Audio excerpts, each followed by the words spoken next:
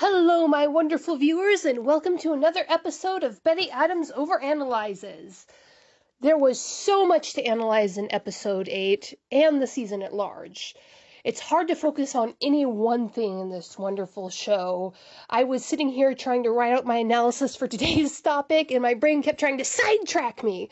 But I got the script written out. We're going to do this. Today we're doing a character study, which is what we started with in the first episode. And today we are going to analyze the Armorer. Oh man, now going back to a reoccurring point in my videos, nothing in this show is doing one thing. No one character is one character, no one item is one thing, and nowhere is this more clear than with the Armorer. What is she? Who is she? First off, I would say that she is probably less of a character than the other, characters. Why do I say that? We have gotten a little of her personality, very little, unless the Mandalorian as a show clears 10 seasons and they're hunting around for way more material than they need right now. I doubt we'll see much of her personality or character developed. Why is this? She is so central to everything. I think it is because she is so central to everything. The armor in The Mandalorian is so much more than just a person. She is an icon. She is a symbol. She is, in herself, separate from all the other elements of the story, a study in world building. She, by her existence, not so much by her personality, creates the very world that the Mandalorian, Din Djarin, came from, and the world he is bringing his child into. She is a series of tropes of story elements that are ancient, that not only is the world of the Mandalorian built around, but our own real world is built around. She isn't a character, she isn't a person, she is, in sort of the divine sense. Now, a character story, it is about how they become who they ultimately become. For a character like the Armorer, who already is, and who holds together the world the story occurs in with her very being, that journey has already happened. To put it in context, Din Djarin is currently being forged into what he will become. In the show, he is fluid, constantly melting and reforming. In his hero's journey, the bad parts of him are dying and he is being reborn a better person. The good parts of him are growing and becoming stronger. This is symbolized in his armor going from that old rust bucket that was destroyed by the Mudhorn to his armor becoming the shiny new Beskar plating that had the Mudhorn within it. The armorer herself, she is pre-hardened Beskar. She is useful to the show, critical to the show. The show would not be what it is without her, but from beginning to end of the show, she is unchanged. She doesn't have a story arc, rising, falling, or flat, because in a way she is the story. We might see more of her story through flashbacks if the show gets longer. Just as in Stargate, we saw more of General Hammond's character development in later seasons of Stargate, but how did they do that? Time travel. Not a flashback, but they took the story back to when his character was developing. But General Hammond at the beginning of the show was the exact same General Hammond at the end of the show. He was just an element of the world that forms the world that the actual characters interacted in. General Hammond was really no more of a character than the Stargate itself was until those episodes when they went back and showed him in his baby lieutenant phase. But for now, the armor represents the world the Mandalorian exists in. Now, the character is given this role. She fills it well, but what role is it? And how do the writers and directors craft her into fulfilling it? Interestingly enough, I believe that she had to be a female to fill this role. While most roles could be filled with a woman or a man with equal success, look at Cara Dune and Greef Karga, for example. Good background characters, well developed, but you could sex swap there and it wouldn't change a thing about their purpose in the story. But the Armorer, to fulfill the background role that the creators of this show intended, had to be a female. Why? Well, we'll get there, but first let's tell a story. It's an old story. Imagine, if you will, a British archaeologist, the classic British archaeologist. He is riding in a train across the Middle East in the mid-1800s. Go ahead, imagine him. Get him really good and pictured in your mind. He has a very British face, very British clothes, and the most very British of names. See what I did there? I am using images that are already in your mind, placed there by the cultural zeitgeist to make my storytelling easier. I'm using tropes that you already know. Did you imagine maybe a pith helmet? Those old round glasses, the kind that Harry Potter or John Lennon wore? Maybe, maybe not. We all have our ideas of what a very 1850s British archaeologist looks like, but the whole is not going to be too dissimilar. Now, put that British archaeologist back in the train and have it chugging along, when suddenly the train breaks down. Screech! Chunk, chunk, chunk. And, being the calm, phlegmatic gent that he is, the very British archaeologist gets out to wander around. They are in the middle of nowhere, the land stretching out, flat and even, away from them in every direction. The conductor says the train's going to be down a while, and so all the very British archaeologist can do is stare out across the land. Everything is flat, even, boring, except for there, just there, over that rise, there are mounds. There is no sign of human meddling on the surface. There are no buildings. There is only the train tracks and the few feet of disturbance on either side of the rails.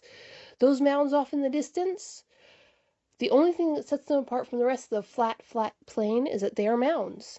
But, having nothing better to do and being very well trained in archaeology, the British archaeologist sets out across the dirt to see what's under those mounds.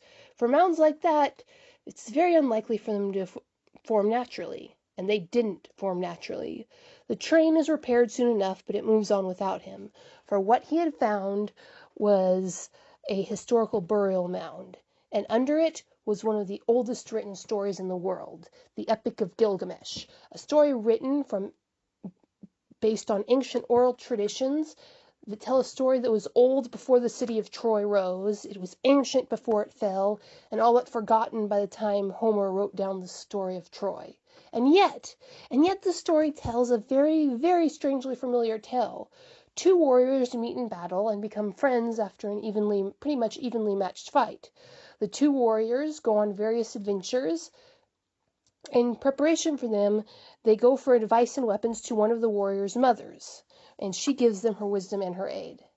Did the Mandalorian shamelessly copy this story, rediscovered in the 1850s? Perhaps. But more likely is that both stories feed on the same images that are so deeply important to humans that they might as well be written in our DNA. And in a sense they are. Again I say, to fulfill her place in the story, the Mandalorian armor had to be female. I have spoken. Well, actually, 6,000 years of storytelling history based on human nature has spoken. But let's get into the details. Who is the armor? First, and most obviously in The Mandalorian, she is the Queen Mother. In the Epic of Gilgamesh, this takes the form of the goddess Wild Cow. Yes, that is her name, the goddess Wild Cow. Now, if you think this is not an awesome enough name for such an awesome character, have you ever met a cow in the wild? A ox-like creature that was born to a wild mother in a wild herd. Those things are dangerous and strong and powerful. This is not a domesticated cow, this is a wild cow. Alright, so, the two heroes go to Gilgamesh's mother, the goddess Wild Cow. She's the one who the hero runs to for wisdom and advice. In African tradition, she is the tribe of your mother, where an outlaw man could seek sanctuary from bloody justice. In more modern literature, she is the sadly smiling widow who hands her son his father's notes to help him in his journey. This is a trope that is literally older than dirt, older than recorded history. This is the goddess Wild Cow, and this is who the armor is on the first surface level. Again, dig a little deeper. Go back not quite as far in time, but quite a bit further than you'd think. She is the goddess Athena, equal and opposite to the ever-present Roman god Ares. Now, both of these were deities of war in the ancient tradition, while Ares, who is very handily represented in the picture above by the heavy infantry Mandalorian with the Gatling gun, Ares would fight anybody. He was down for a fist fight, sword fight, throwing massive armors against each other in a bloody grinding meat grinder. And yet, but Athena was the goddess of smart war. She was tactics, she was cunning, she was disproportionate force. She was ending the battle before it had begun. Athena is the goddess you go to when you're outnumbered and you need a way to defeat a stronger enemy. She's plots, plans, victory through caution. And this is what the Mandalorian armor stands for. Very much a warlike figure, but cautious, using her words, talking her warriors down so that they work together. Now, perhaps the most visually obvious, if we're going to the old Roman and Greek gods, she is Vulcan at his forge. Not that Vulcan. Remember, Star Wars, not Star Trek. She is the traditional Vulcan, the ancient, magical Vulcan. And if you want to go back further from the Roman to the Greek roots, she was Hephaestus, cast out of Olympus, living in ugliness and, having been killed. Hephaestus and Vulcan were technically dead. They were cast out into the underworld. Just as Hephaestus was cast out, the Mandalorians are living in their own underworld, but still working, producing. She represents a dead culture, but one that can still affect the world of the living. And Hephaestus, or Vulcan, would provide people with weapons. These were armorers, forgers. And that scene of her standing there in front of the blue flaming forge? Classic. And yet, she is also the wife of Hephaestus. She is Aphrodite, mother of Cupid, fiercely, viciously protective, terribly avenging her sons. She is cunning, using other people to do her violence for her, but still, people think of Aphrodite as the goddess of love, which is true, but in her earliest form, in her ancient roots, she was both the goddess of war and love. That is how the Spartans worshipped her. And the Mandalorians, being a very Spartan-like culture, taking the strongest children and making warriors of them, I don't think that the representation of Aphrodite would be wrong to go back to its ancient warlike roots here. And yet, again, going back even further than myth, even back further than story, the armor here represents nature itself.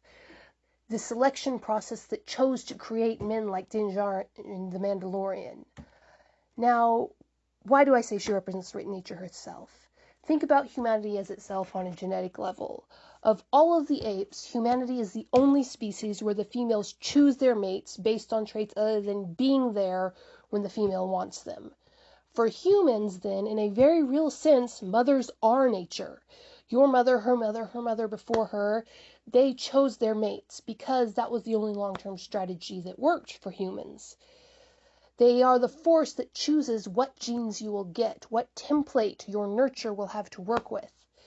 Now, with a culture of adoption, that is slightly less relevant, but then again, the female armor still represents the older force. She was the one who ultimately chose the men who chose Din Djarin as a child. She is Mother Nature. Those green rolling hills that fitted you into what you were before you were born. She was there before Din Djarin came. She was the force that crafted him into the man who took in Baby Yoda in the first place. She was the force that confirmed he was to follow up on those urges that he had from his nature. She was still there where she had been when they left.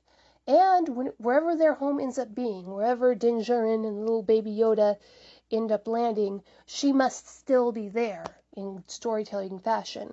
I strongly suspect she will be there literally, whether they come back to Navarro or she ends up coming to where they set up their new Mandalorian home.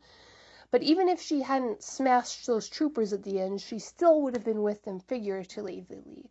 She is in their armor. She is in their minds. She is the force that crafted them. How many of you have heard your mother's voice in your heads? Or, perhaps even more startling, heard your mother's voice coming out of your own mouth? She will be there. The armor surviving wasn't a plot contrivance. It wasn't a character surviving through plot armor because, again, she isn't really a character. It was the artisans crafting the show, bowing to the nature of their medium. Mother Nature cannot die. She will always be there. Therefore, to keep the story whole, the characters that represents Mother Nature, that represents the old deities, cannot die, any more than the lava could have made IG wet or a river of water would have incinerated him. the armor will be there at the end of the story. So, there you have it, folks. The armor is not a character so much in the world of The Mandalorian. She is the world of The Mandalorian. The forces that shaped it, the force that causes the choices that he will have to choose between. That is why I suspect we won't be getting much character development for her, barring the 10-season run and the inevitable flashbacks and time travel episode. Oh, we can only hope. We can only hope. So what do you think? Am I way off base? Do you agree? Did you see any other mythical references in her character that I missed? There's a lot of mythology out there in the world. I didn't even touch on the Eastern goddesses and semi-deities, or the island ones. The Pacific Islands have a lot of goddesses like this. Do you think it would add or detract from her character to have a typical common development arc? Drop a like below if you agree and leave a comment dissecting any errors I made. I'm serious about that. I like to think of myself as an academic, and if you find out where I'm wrong and correct me, I win because I get to be right at the end. Because you've made me right. All right, hit that subscribe button if you want more of these videos. Tell your friends about me, and peace out, my wonderful viewers. I will see you later.